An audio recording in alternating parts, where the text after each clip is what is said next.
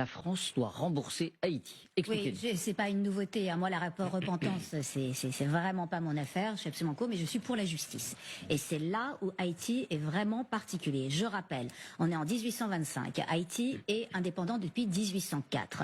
Charles X met la jeune République haïtienne devant un choix impossible, soit la guerre, soit le paiement d'une indemnité de 150 millions de francs or pour dédommager les anciens colons et en plus d'une assurance d'échanges commerciaux privilégiés avec la France.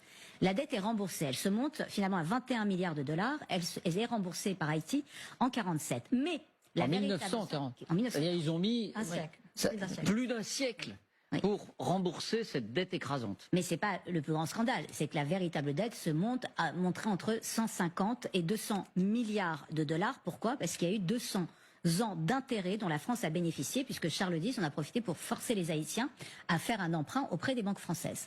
Ça s'appelle la double dette. Et c'est scandaleux. Et vous savez, l'histoire, je le répète, n'est ni gentille ni méchante, ni bonne ni mauvaise, elle est.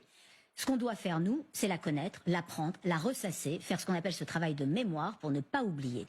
Là, on parle d'un pays, le premier pays qui s'est décolonisé par les armes, là je vais parler de Toussaint Louverture qui est mon grand héros, et là tout d'un coup on leur dit en plus tu t'es libéré, mais là tu vas payer une injustice commise par des colons et tu vas les payer. C'est impossible. C'est ça, parce que les colons français devaient quitter le pays, donc et c'est eux qui vous allez payer une certaine somme. Ils ont asservi les hommes et la terre. Et en plus, on les paye pour les remercier de ça. Donc, c'est pas possible. Donc, il faut la rembourser. Il faut voir les modalités.